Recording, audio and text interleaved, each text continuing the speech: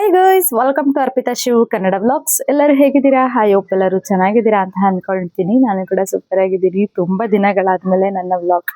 So last time ನಾನು Q ಹಾಕಿದ್ದೆ, ಇವಾಗ ಒಂದು 3-4 ಡೇಸ್ ಹಿಂದೆ. ಅದು ತುಂಬಾ ಪ್ರಶ್ನೆಗಳು ಬಂದಿದೆ. ಅದರಲ್ಲಿ ಚಾಯ್ಸ್ ಮಾಡ್ಕೊಂಡಿದ್ದೀನಿ, ಒಂದು 20 ಚಾಯ್ಸ್ ಮಾಡ್ಕೊಂಡಿದ್ದೀನಿ. ಅದಕ್ಕೆ ಆನ್ಸರ್ ಮಾಡ್ತೀನಿ. ಫಸ್ಟ್ ನಾನು ಎಲ್ರಿಗೂ ಸಾರಿ ಹೇಳಕ್ ಇಷ್ಟಪಡ್ತೀನಿ, ಯಾಕಂದ್ರೆ ರೆಗ್ಯುಲರ್ ವಿಡಿಯೋ ಮಾಡ್ತೀನಿ ಅಂತ ಹೇಳ್ಬಿಟ್ಟು ನನ್ನ ವ್ಲಾಗ್ಸ್ಗಳೆಲ್ಲ ಸ್ಟಾಪ್ ಆಗ್ತಾ ಇದೆ. ಕೆಲವು ಪರ್ಸನಲ್ ರೀಸನ್ಸ್ ಇಂದ ನನಗೆ ಟೈಮ್ ಸಾಕಾಗದಿರೋ ಕಾರಣದಿಂದ, ಓನ್ ಬಿಸ್ನೆಸ್ ಮಾಡಿರೋ ಕಾರಣನು ನನಗೆ ಟೈಮ್ ಸಾಕಾಗ್ತಿಲ್ಲ. ಇವಾಗ ಯಾರಾದ್ರೂ ಕಸ್ಟಮರ್ ಬಂದ್ರೆ ಹೋಗಿ ಅಟೆಂಡ್ ಮಾಡಬೇಕು. ಪ್ರಾವಿಷನ್ ಸ್ಟೋರ್ ಇಲ್ಲೇ ಇರೋದ್ರಿಂದ ಆ ಕಡೆ ಈ ಕಡೆ ಸ್ವಲ್ಪ ಗಮನ ಕೊಟ್ಟು ಇಲ್ಲಿ ಮೇಂಟೈನ್ ಮಾಡ್ಕೊಂಡು ನನ್ನ ವ್ಲಾಗನ್ನು ಕೂಡ ನಾನು ಮಾಡಲೇಬೇಕು ಅನ್ಕೊಂಡು ಮಾಡ್ತಾ ಇದ್ದೀನಿ. ರೀಸನ್ ಏನಪ್ಪ ಅಂದ್ರೆ, ನನ್ನ ವ್ಲಾಗನ್ನು ಕೂಡ ಇಷ್ಟಪಡೋರು ಇದ್ದಾರೆ ಅನ್ನೋ ಒಂದೇ ಒಂದು ಮೈಂಡ್ ಥಾಟಿಂದ. ತುಂಬ ಖುಷಿಯಾಗುತ್ತೆ ಗೈಸ್. ನನ್ನ ವ್ಲಾಗನ್ನು ಕೂಡ ತುಂಬ ಇಷ್ಟಪಡ್ತಾರೆ ಕೆಲವರು, ತುಂಬ ಜನ ಅಲ್ದೇ ಇದ್ರು ಕೆಲವರು ತುಂಬ ಮೆಸೇಜ್ ಆಗ್ತಾ ಇರ್ತಾರೆ. ವ್ಲಾಗ್ ಮಾಡಲೇಬೇಕು, ಸ್ಟಾರ್ಟಿಂಗ್ ಎಲ್ಲ ಅಷ್ಟು ಹೆಲ್ಪ್ ಮಾಡ್ಕೊಂಡು ಬಂದಿದ್ದೀವಿ, ಅಷ್ಟು ಸಪೋರ್ಟ್ ಮಾಡ್ಕೊಂಡು ಬಂದಿದ್ದೀವಿ, ಇವಾಗ ನೀವು ಯಾಕೆ ಸ್ಟಾಪ್ ಮಾಡ್ತಾ ಇದ್ದೀರಾ ಅಂತೆಲ್ಲ. ಗೈಸ್, ನಾನು ಸ್ಟಾಪ್ ಮಾಡಿದ ರೀಸನ್ ಏನಪ್ಪ ಅಂದರೆ, ನನ್ನ ಬ್ಯುಸಿ ರೂಟೀನ್ ಅಷ್ಟೇ. ಅದು ಬಿಟ್ಟರೆ ಬೇರೆ ಏನೂ ಅಲ್ಲ. ನಿಮಗೋಸ್ಕರನಾದರೂ ನಾನು ಸ್ಟಾರ್ಟ್ ಮಾಡ್ತೀನಿ. ಸೊ ಇನ್ಮೇಲೆ ರೆಗ್ಯುಲರ್ ವೀಡಿಯೋ ಮಾಡೋಕ್ಕೆ ಟ್ರೈ ಮಾಡ್ತೀನಿ. ಈಗ QA ಅಂತ ಹೇಳಿದೆ. QA ನಾನು ನನ್ನ ಪೇಜಲ್ಲಿ 2 ಟೈಮ್ಸ್ ಮಾಡಿದ್ದೀನಿ. ಇದು 3ನೇ ಸಲ ಅಂತಲೇ ಹೇಳ್ಬೋದು. ಸೊ ಇತ್ತೀಚೆಗೆ ನನ್ನ ಲೈಫಲ್ಲಿ ನಡೀತಿರುವಂತಹ ಸ್ಟೋರಿಗಳ ಬಗ್ಗೆನೇ ಆಲ್ಮೋಸ್ಟ್ ಕೆಲವ್ರಿಗೆಲ್ಲ ಕ್ವಶನ್ಸ್ ಇದೆ. ಅದಕ್ಕೆ ಆನ್ಸರ್ ಮಾಡ್ತೀನಿ, ಬನ್ನಿ ನೋಡುವ. ಗೈಸ್, ಏನು ಗೊತ್ತಾ, ತುಂಬ ರೀತಿ ಪ್ರಶ್ನೆಗಳು ಬಂದಿದೆ. ಅದಕ್ಕೆ ನಾನು ಚಾಯ್ಸ್ ಮಾಡ್ಕೊಂಡಿದ್ದೀನಿ. ಸೊ ಯಾರು ಕೇಳಿರೋರು ನಿಮ್ಮ ಪ್ರಶ್ನೆನ ಚಾಯ್ಸ್ ಮಾಡ್ಕೊಂಡಿಲ್ಲ ಅಂದರೆ ಬೇಜಾರು ಮಾಡ್ಕೋಬೇಡಿ. ನಿಮಗೆ ಪರ್ಸ್ನಲಾಗಿ ಎಲ್ಲ ಆನ್ಸರ್ ಮಾಡಿದ್ದೀನಿ. ಸೊ ಇದು ಜನರಲ್ ಆಗಿರುವಂತಹ ಪ್ರಶ್ನೆಗಳು ಅಂತಲೇ ಹೇಳ್ಬೋದು. ಸೊ ಮೊದಲನೇ ಪ್ರಶ್ನೆ ಬಂದು, ಯಾಕೆ ಇಷ್ಟೊಂದು ರಿಸ್ಕ್ ತಗೊಳ್ತಾ ಇದ್ದೀರಾ?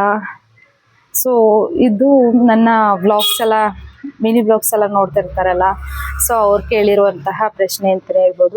ಯಾಕೆ ಇಷ್ಟೊಂದು ರಿಸ್ಕ್ ತಗೋತಾ ಇದ್ದೀರಾ? ರಿಸ್ಕ್ ತಗೊಂಡ್ರೇನೆ, ದುಡಿಯೋ ಟೈಮಲ್ಲಿ ದುಡಿದ್ರೇನೆ ಏನಪ್ಪ ಒಂದು ಸೇವಿಂಗ್ಸ್ ಅಂತ ಮಾಡ್ಬೋದು. ನಾವು ಇಷ್ಟಪಟ್ಟಿರೋ ಜೀವನನ ಮುಂದೆ ಸಾಗಿಸ್ಬೋದು. ಇವತ್ತು ಕಷ್ಟ ಅಂತ ಅನಿಸ್ಬೋದು, ಮುಂದೆ ಒಳ್ಳೇದು ಆಗೇ ಆಗುತ್ತೆ. ನನಗೆ ಹೆವಿ ರಿಸ್ಕ್ ಅಂತ ಅನ್ನಿಸ್ತಾ ಇಲ್ಲ.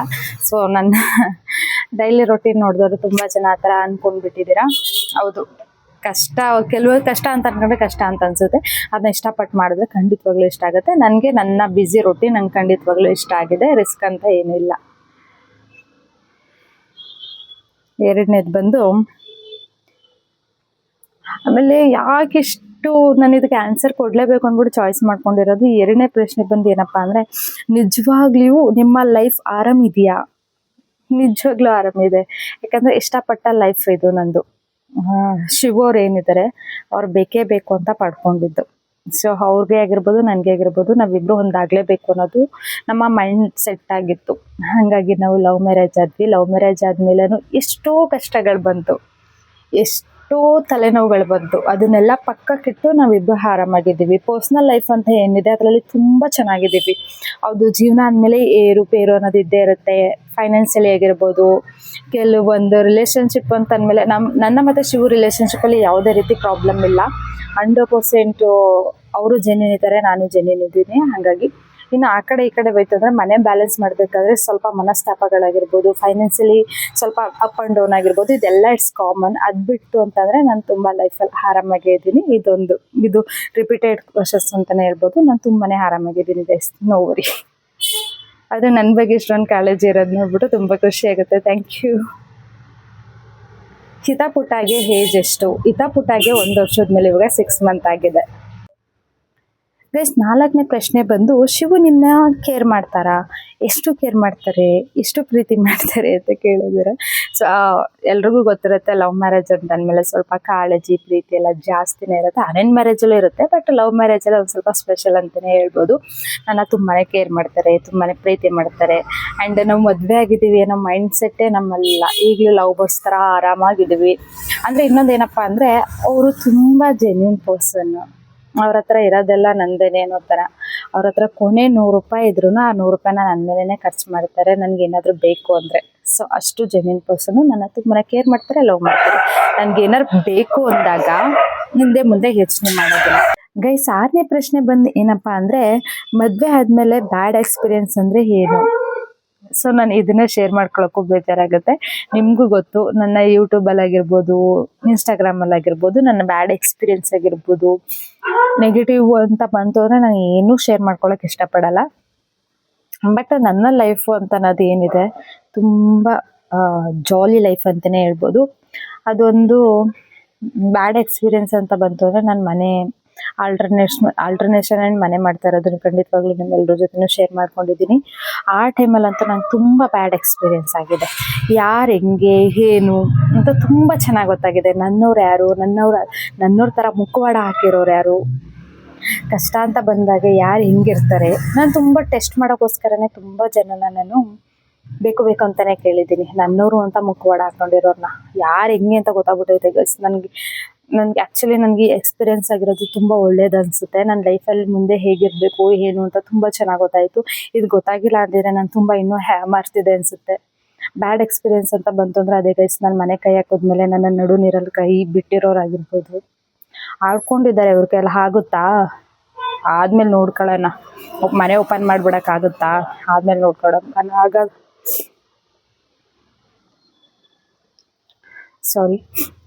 ಆದ್ಮೇಲೆ ನೋಡ್ಕೊಳ್ಳೋಣ. ಇವ್ರ ಕೈಲಿ ಯಾವುದೇ ಕಾರಣಕ್ಕೂ ಆಗಲ್ಲ. ಸಾಲ ಜಾಸ್ತಿ ಮಾಡ್ಕೊಂಡು ಊರು ಬಿಡ್ತಾರೆ. ಆಮೇಲೆ ನಮ್ಮ ಮನೆಗೆ ಬಂದು ತುಂಬ ನೆಗೆಟಿವ್ ಆಗಿ ಮೈಂಡ್ ಥಾಟ್ ಹಾಕೋದು. ಕಾಲ್ ಮಾಡಿದಾಗಲೂ ಅಷ್ಟೇ ಆಗಿರ್ಬೋದು, ಹಿಂದೆ ಮುಂದೆನೂ ಅಷ್ಟೇ ಆಗಿರ್ಬೋದು. ಇವ್ರ ಕೈಲಿ ಆಗುತ್ತಾ? ಇನ್ನೂ ಸಾಲ ಜೊತೆಗೆ ಇನ್ನೂ ಸಾಲ ಮಾಡ್ಕೊತಿದ್ದಾರೆ. ಮುಂದೆ ನಮ್ಮ ಜೊತೆ ಒಂಥರ ಮಾತಾಡ್ಬಿಟ್ಟು ಹಿಂದೆ ಒಂಥರ ಮಾತಾಡೋದು.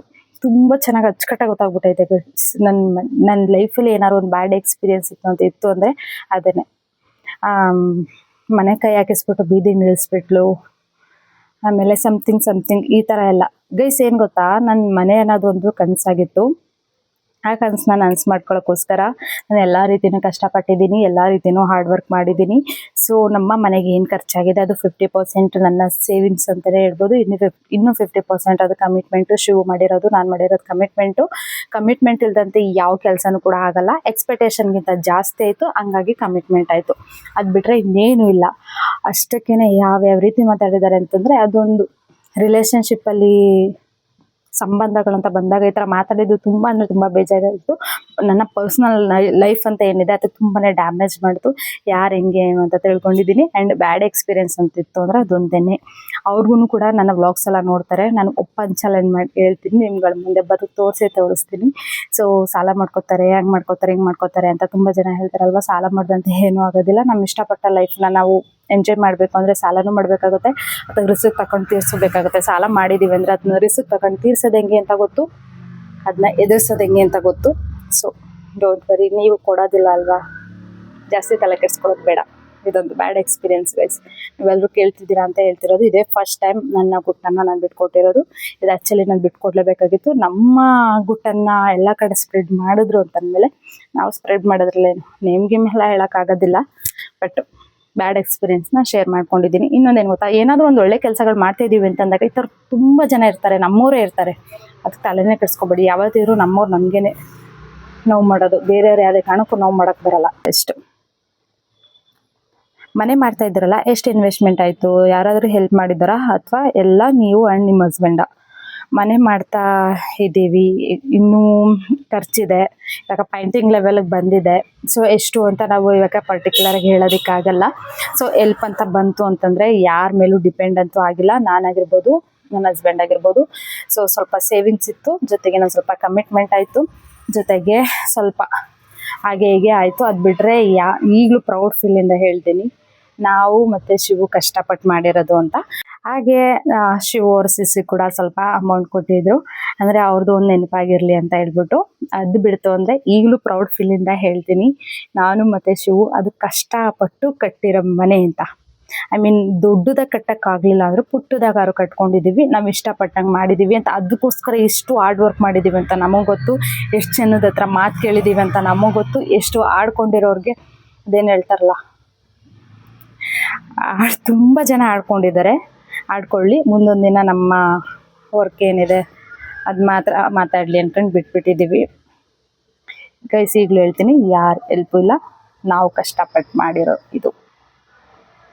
ಯಾರೇನಾದರೂ ಅಂದ್ಕೊಳ್ಳಿ, ಜನ ಆನ್ಸರ್ ಮಾಡೋಕ್ಕೇನು ಅಲ್ವಾ ಗೈಸ್. ಇನ್ನೊಂದೇನಪ್ಪ ಅಂದರೆ, ಇಷ್ಟೊಂದು ಕೆಲಸ, ಓನ್ ಬಿಸ್ನೆಸ್, ಚಿಕ್ಕ ಮಗು ಹೇಗೆ ಬ್ಯಾಲೆನ್ಸ್ ಮಾಡ್ತೀರಾ? ನಿಜವಾಗ್ಲೂ ಗ್ರೇಟ್. ನಮಗೆ ಮನೇಲಿ ಮಗು ನೋಡ್ಕೊಳ್ಳೋದ್ರಲ್ಲೇ ಸಾಕಾಗುತ್ತೆ. Proud of you, thank you. ಜೊತೆಗೆ ನಾನು ಒಬ್ಬಳು ಮಾಡೋದಿದ್ದರೆ ನನಗೂ ತುಂಬ ಕಷ್ಟ ಅನ್ಸೋದೇನೋ. ನನಗೆ ನನ್ನ ಅಮ್ಮ ಇದ್ದಾರೆ, ನಮ್ಮ ಅಪ್ಪ ಇದ್ದಾರೆ, ನಮ್ಮ ಅಣ್ಣ ಇದ್ದಾರೆ, ನಮ್ಮ ಅಕ್ಕ ಇದ್ದಾರೆ, ಶಿವ ಫ್ಯಾಮಿಲಿ ಇದೆ ಆ್ಯಂಡ್ ಎಲ್ಲದಕ್ಕಿಂತ ಹೆಚ್ಚಾಗಿ ಶಿವ ಇದ್ದಾರೆ ನನ್ನ ಜೊತೆಯಾಗಿ. ಇಷ್ಟು ಜನ ಇರಬೇಕಾದ್ರೆ ನನಗೆ ಕಷ್ಟ ಅಂತ ಅನ್ನಿಸ್ತಾ ಇಲ್ಲ. ಹಾಗಾಗಿ ನಾನು ಎಲ್ಲ ಕೆಲಸನೂ ಮಾಡ್ತಾ ಇದ್ದೀನಿ. ಅಷ್ಟೇ, ನನ್ನ ಮಗು ನೋಡ್ಕೊಳ್ಳೋಕ್ಕೆ ನಮ್ಮಮ್ಮ, ಅಕ್ಕ, ನನ್ನ ಅಮ್ಮ ಎಲ್ಲ ನೋಡ್ಕೋತಾರೆ. ಶಿವು ಮಾರ್ನಿಂಗ್ ಟೈಮ್ ಅಂಗಡಿ ನೋಡ್ಕೋತಾರೆ, ಈವ್ನಿಂಗ್ ಟೈಮ್ ಅಂಗಡಿ ಬಂದು ಕ್ಲೋಸ್ ಮಾಡ್ತಾರೆ, ಮಾರ್ನಿಂಗ್ ಟೈಮ್ ಅಂಗಡಿ ಬಂದು ಮಾಮೂಲಿ ತೆಗಿತಾರೆ. ಇದೆಲ್ಲ ಆಗ್ತಿರೋದಕ್ಕೆ ನಂಗೆ ಕಷ್ಟ ಅಂತ ಅನ್ನಿಸ್ತಾ ಇಲ್ಲ. ಆರಾಮಾಗಿ ಲೀಡ್ ಮಾಡ್ಕೊಂಡು ಹೋಗ್ತಾ ಇದ್ದೀವಿ. ಅದು ಬಿಟ್ಟರೆ ಏನಿಲ್ಲ ಗೈಸ್. ಓನ್ ಬಿಸ್ನೆಸ್ ಮಾಡ್ತಾ ಇದ್ದೀರಲ್ಲ, ಈ ಲೈಫ್ ಇವಾಗ ಹೇಗಿದೆ ಬ್ಯಾಲೆನ್ಸ್ ಮಾಡ್ಕೊಂಡು ಹೋಗ್ತಿದ್ದೀನಿ ಗೈಸ್. ನನ್ನ ಲೈಫಲ್ಲಿ ಒಂದು ಬೆಸ್ಟ್ ಪಾರ್ಟ್ ಯಾವುದಪ್ಪ ಅಂದರೆ ನಾನು ಓನ್ ಬಿಸ್ನೆಸ್ ಸ್ಟಾರ್ಟ್ ಮಾಡ್ಕೊಂಡಿದ್ದು. ಯಾಕಂದರೆ ಇಲ್ದರ ತಲೆನೋವೆಲ್ಲ ತಪ್ಪಿತು ಗೈಸ್. ಮೊದಲು ನನಗೆ ಇನ್ಕಮ್ ಮಾಡ್ತಾ ಇದ್ದೆ, ನಾನು ಓನ್ ಬಿಸ್ನೆಸ್ ಏನು ಮಾಡ್ತಿದ್ದೀನಿ ಅದಕ್ಕಿಂತ 10ರಷ್ಟು ಇನ್ಕಮ್ ಮಾಡ್ತಾ ಇದ್ದೆ. ಬಟ್ ನನಗೆ ಸ್ಟಾರ್ಟಿಫೈ ಆಗ್ತಾ ಇರಲಿಲ್ಲ. ತಲೆನೋವು, ಸ್ಟ್ರೆಸ್ಸು, ಆ ಕಡೆ ಈ ಕಡೆ ಮಾತುಗಳೆಲ್ಲ ಆಗ್ತಿತ್ತು. ಇವಾಗ ಬೆಳಿಗ್ಗೆ ಒಂದು 6 ಗಂಟೆಗೆ ಬಂದರೆ ರಾತ್ರಿ 10 ಗಂಟೆಗೆ ಮನೆಗೆ ಹೋಗೋದು ತುಂಬ ಆರಾಮ ಅನಿಸುತ್ತೆ. ಯಾರು ಏನಂತಾರೇನೋ ತಲೆನೋವಿಲ್ಲ, ಯಾರ ಬಗ್ಗೆನೂ ಯೋಚನೆ ಇಲ್ಲ, ಏನಿಲ್ಲ, ತುಂಬ ಆರಾಮ ಅನಿಸುತ್ತೆ ಗೈಸ್. ಈ ಲೈಫ್ ನನಗೆ ತುಂಬ ಇಷ್ಟ ಆಗಿದೆ ಗೈಸ್. ಇವಾಗ ಜಸ್ಟ್ ನಮ್ಮಮ್ಮ ನಮ್ಮ ಈತ ಬೇಬಿನ ಎತ್ಕೊಂಡು ಬಂದಿತ್ತು. ಸೊ ಈತಂಗೆ ಸ್ವಲ್ಪ ಜ್ವರ ಬಂದ್ಬಿಟ್ಟಿದೆ. ಎಲ್ಲೋ ಒಂದು ಕಡೆ ಗಿಲ್ಟ್ ಫೀಲ್ ಕಾಡುತ್ತೆ ಗೈಸ್. ನನ್ನ ಮಗಳಿಗೆ ನನ್ನಿಂದ ಏನಾದ್ರು ಪ್ರೀತಿ ಏನಾದ್ರು ಕಮ್ಮಿ ಆಗ್ತಿದ್ಯಾ ಅಂತ. ನಾನದು ಆದಾಯ ಅನ್ನೋದು ಹುಡ್ಕೋ ಇದರಲ್ಲಿ, ಶಿವರು ಮೊನ್ನೇನು ಸ್ಟೇಟಸ್ ಹಾಕಿದ್ರು, ಆದಾಯನ ಹುಡ್ಕೋ ಇದರಲ್ಲಿ ಎಲ್ಲ ಖುಷಿಗಳಿಗೆ ವಿದಾಯ ಹೇಳ್ತಾ ಇದ್ದೀನಿ ಅಂತ. ಇವಾಗ ಒಂದು ಸೆಕೆಂಡ್ ಹಂಗೆ ಅನ್ನಿಸ್ಬಿಡ್ತು. ಯಾಕಂದರೆ ನನ್ನ ಮಗಳು ಬಂದಿದ್ರು, ಅವಳಿಗೆ ಜ್ವರ ಬಂದಿದೆ. ಅಮ್ಮ ಹಾಲು ಮತ್ತು ಬ್ರೆಡ್ ಇಸ್ಕೊಂಡೋಯ್ತು. ಎಲ್ಲೋ ಒಂದು ಕಡೆ ನನ್ನ ಮಕ್ಳಿಗೆ ಪ್ರೀತಿ ಅನ್ನೋದು ಕೊರತೆ ಆಗ್ತಾ ಇದೆಯಾ ಅಂತ ಅನ್ನಿಸ್ತು.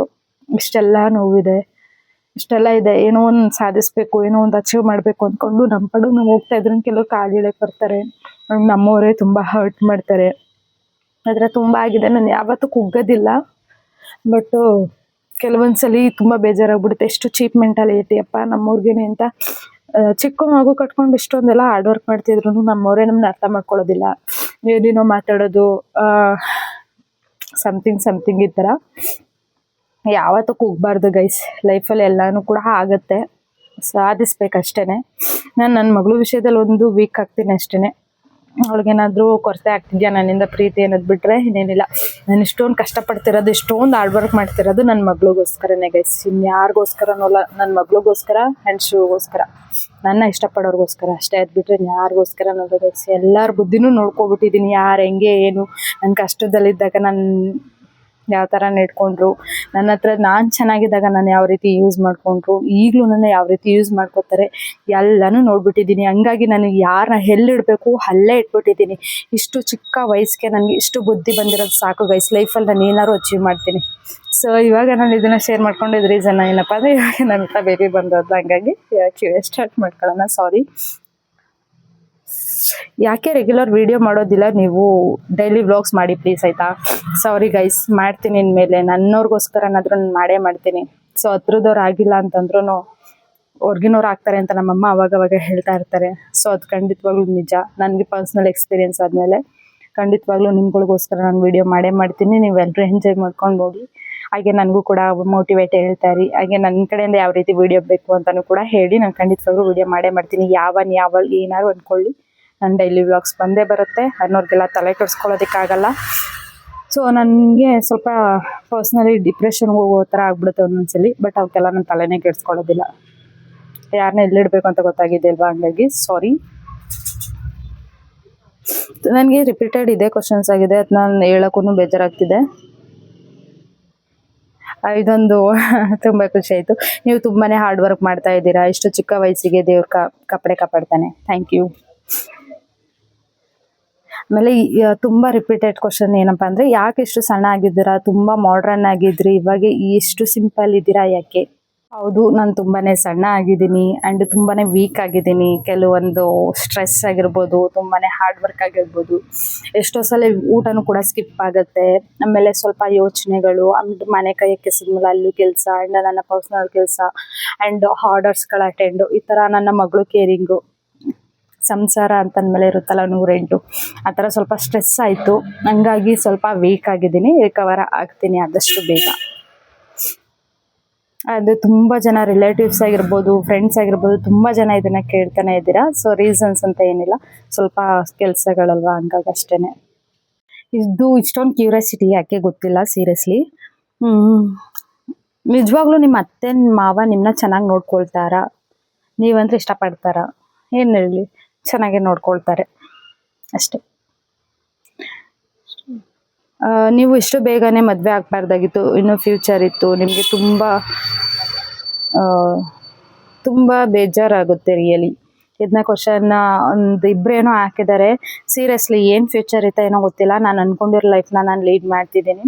ಶಿವರ್ ನನ್ನ ಜೊತೆ ಇದ್ದಾರಲ್ಲ ಅಷ್ಟೇ ಸಾಕು. ಅವ್ರಿಗೂ ನಾನು ಏನೇ ಮಾಡ್ತೀನಿ ಅಂದರೂ ಅಡ್ಡಿ ಆಗೋದಿಲ್ಲ ಗೈಸ್. ನನಗೆ ಯಾವ ಪ್ರೊಫೆಷನಲ್ಗಾರು ಹೋಗ್ಬೋದು.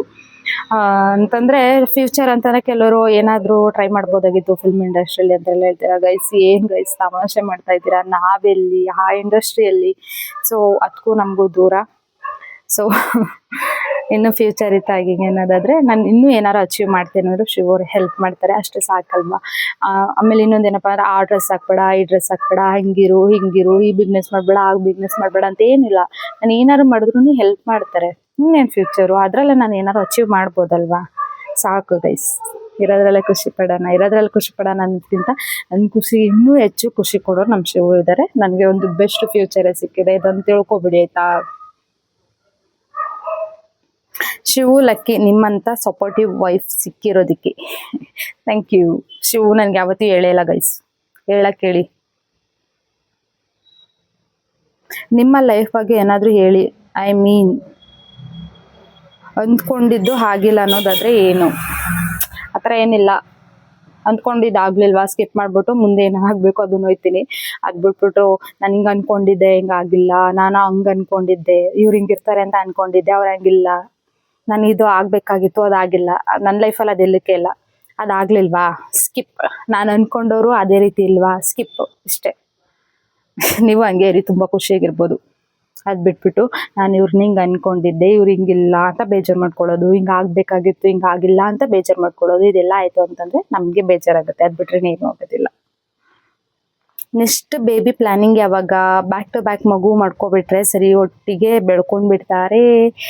ಇದೇ ಥರ ತುಂಬ ಜನ ನನಗೆ ಹೇಳಿದ್ದಾರೆ. ಆ್ಯಂಡ್ ನಮ್ಮ ಫ್ಯಾಮಿಲಿಲೂ ಕೂಡ ಹೇಳಿದ್ದಾರೆ. ಅಮ್ಮನ ಮನೆ ಫ್ಯಾಮಿಲಿ ಕಡೆ ತುಂಬ ಜನ ಹೇಳ್ತಾ ಇರ್ತಾರೆ. ನಮ್ಮಮ್ಮ ಅಕ್ಕ ತುಂಬ ಹೇಳ್ತಾ ಇರ್ತಾರೆ ಬ್ಯಾಕ್ ಟು ಬ್ಯಾಕ್ ಮಗು ಇರಲಿ, ಅಂದರೆ ಒಂದು ಬೇಬಿಗೂ ಇನ್ನೊಂದು ಬೇಬಿಗೂ 2 years ಗ್ಯಾಪ್ ಇರಲಿ, ಬೇಗ ಬೆಳ್ಕೊಂಡು ಬಿಡ್ತಾರೆ ಅಂತ. ನೋಡೋಣ, ಬೇಗನೆ ಹೇಳ್ತೀನಿ. ಕಂಟೆಂಟ್ ವಿಡಿಯೋನ ಓನ್ ವಾಯ್ಸ್ನಲ್ಲಿ ಮಾಡಿ ಪ್ಲೀಸ್, ಮಾಡೋಣ ಟೈಮ್ ಸಿಕ್ಕಿದಾಗ. ಶಿವು ಜೊತೆ ಶಾರ್ಟ್ ವಿಡಿಯೋ ಆ್ಯಂಡ್ ವ್ಲಾಗ್ಸ್ ಮಾಡಿ, ಇವಾಗಾದ್ರೂ morning time and evening time ಇರ್ತಾರಲ್ಲ, ಸರಿ ಮಾಡುವ ಗೈಸ್. ನಾನು ಸ್ವಲ್ಪ ಮೈಂಡು ತುಂಬ ಏನಂತಿದೆ ತುಂಬ್ಕೊಬಿಟ್ಟೈತೆ. ಏನೇನು ಮನೆ ಒಂದು ಓಪನಿಂಗ್ ಆಗಲಿ, ಆಮೇಲೆ ಮಾಡುವ, ಸ್ವಲ್ಪ ಫ್ರೀ ಆಗ್ಬೋದಲ್ಲ. ಹಿತ ಪುಟ ಅಂದರೆ ನನಗೆ ತುಂಬ ಇಷ್ಟ. ವ್ಲಾಗ್ನಲ್ಲಿ ಶಾರ್ಟ್ ವಿಡಿಯೋದಲ್ಲಿ ನೋಡ್ತಾ ಇರ್ತೀನಿ ಗೈಸ್. ತುಂಬ ಜನ ಕೇಳಿದ್ದೀರಾ ತುಂಬ ಚುರುಕಿದ್ದಾಳೆ ಅಂತ. ಹೌದು, ನನ್ನ ಮಗಳು ಅಂದರೆ ನನಗೂ ತುಂಬ ಇಷ್ಟ, ನಮ್ಮ ಫ್ಯಾಮಿಲಿಯಲ್ಲಿ ಎಲ್ರಿಗೂ ಇಷ್ಟ. ಅವಳು ವಿಡಿಯೋ ಹೋಗಿ ಬರ್ತಾಳೆ, ಬಟ್ ನಾನೇ ಜಾಸ್ತಿ ವಿಡಿಯೋ ಮಾಡಲ್ಲ ಅವಳನ್ನ, ಬೇಡ ಈಗಲೇ ಅಂತ. ಸೊ ನಿಮಗೂ ತುಂಬ ಖುಷಿಯಾಗುತ್ತೆ, ಏನಂದರೆ ನಮಗೂ ತುಂಬ ಖುಷಿಯಾಗುತ್ತೆ. ಅವಳು ನಮ್ಮ ಲಕ್ಕಿ ಅಂತಲೇ ಹೇಳ್ಬೋದು. ಅವಳು ಬಂದಮೇಲೆ ನನ್ನ ಲೈಫ್ ಅನ್ನೋದೇನಿದೆ ಡಬಲ್ ಖುಷಿ ಆಯಿತು ಅಂತಲೇ ಹೇಳ್ಬೋದು. ಸ್ವಲ್ಪ ಬೇಜಾರು ಏನಪ್ಪ ಅಂದರೆ, ಯಾಕಲೇ ಹೇಳಿದ್ನಲ್ಲ, ಶೇರ್ ಮಾಡಿದ್ನಲ್ಲ ಆ ಥರ. ಇಷ್ಟೇ ಗೈಸ್. ನಿಜವಾಗ್ಲೂ ತುಂಬ ಪ್ರಶ್ನೆಗಳು ಬಂದಿತ್ತು. ನನಗಂತೂ ತುಂಬ ಖುಷಿ ಆಯಿತು. ವ್ಲಾಗ್ ಮಾಡೋಕ್ಕೆ ಸ್ಟಾಪ್ ಮಾಡಿ ತುಂಬ ದಿನ ಆಯಿತು. ಆದರೂ ಇಷ್ಟೊಂದು ಸಪೋರ್ಟ್ ಮಾಡ್ತಾ ಇದ್ದಾರಲ್ಲ, ಅವ್ರಿಗೋಸ್ಕರನಾದರೂ ವಿಡಿಯೋ ಮಾಡೋಣ ಅಂತ. ತುಂಬ ಜನ ಇವಾಗ ಅಂದ್ಕೊಂಡಿರ್ತೀರಾ, ಯಾಕೆ ಯಾವತ್ತಿಲ್ದಾದ್ರೆ ಇಷ್ಟೊಂದು ಎಮೋಷನಲ್ ಆದ್ರಿ ಹಾಗೆ ಹೇಗೆ ಅಂತ. ತುಂಬ ಎಮೋಷ್ನಲ್ ಅಂತೇನಿಲ್ಲ, ನನಗೆ ಸಿಂಪತಿ ಗಿಟ್ಟಿಸ್ಕೊಳ್ಳೋಕೆ ಇಷ್ಟ ಇಲ್ಲ. ನನ್ನ ಲೈಫ್ ಬಗ್ಗೆ, ನನ್ನ ಲೈಫ್ ತುಂಬ ಚೆನ್ನಾಗೇ ಹೋಗ್ತಾ ಇದೆ, ಅದರಲ್ಲೇ ನಾನು ತುಂಬ ಎಂಜಾಯ್ ಮಾಡ್ತಾ ಇದ್ದೀನಿ. ತುಂಬ ಜನ ಫ್ರೆಂಡ್ಸ್ಗಳು ಕೇಳ್ತಾ ಇರ್ತಾರಲ್ಲ, ಅದಕ್ಕೆ ಇದು ಆನ್ಸರ್ ಮಾಡಿದ್ದು. ಯಾರಿಗೂ ನಂಗೆ ಬೇಜಾರು ಮಾಡೋ ಉದ್ದೇಶ ಇಲ್ಲ. ಇವತ್ತಿನ QA ಅಲ್ಲಿ ಯಾರಿಗಾದ್ರೂ ಬೇಜಾರಾಗಿದ್ರೆ ರಿಯಲಿ ಐಮ್ ಸಾರಿ. ಯಾಕಂದರೆ ನನಗೆ ಹಿಂದೆ ಮುಂದೆ ಮಾತಾಡೋಕ್ಕೂ ಬರೋದಿಲ್ಲ. ನನ್ನ ಫ್ಯಾಮಿಲಿ ಮೆಂಬರ್ಸ್ ಯಾವ ರೀತಿ ಕ್ವಶನ್ಸ್ ಕೇಳಿದ್ರೆ ಆ ರೀತಿ ಆನ್ಸರ್ ಮಾಡಿದ್ದೀನಿ, ಯಾಕಂದರೆ ನನಗೆ ಅವರು ಇಂಪಾರ್ಟೆಂಟ್. ಸರಿನಾ? ಈ ವಿಡಿಯೋ ಹೇಗಿತ್ತು ಏನು ಅಂತ ಕಮೆಂಟ್ ಬಾಕ್ಸಲ್ಲಿ ತಿಳಿಸಿ. ಸೊ ಸಿಗುವ ಮತ್ತೆ. ಹಾಗೆ ನನ್ನ ಚಾನಲ್ನ ಸಬ್ಸ್ಕ್ರೈಬ್ ಮಾಡ್ಕೋದಂತೂ ಮರಿಬೇಡಿ. Bye bye.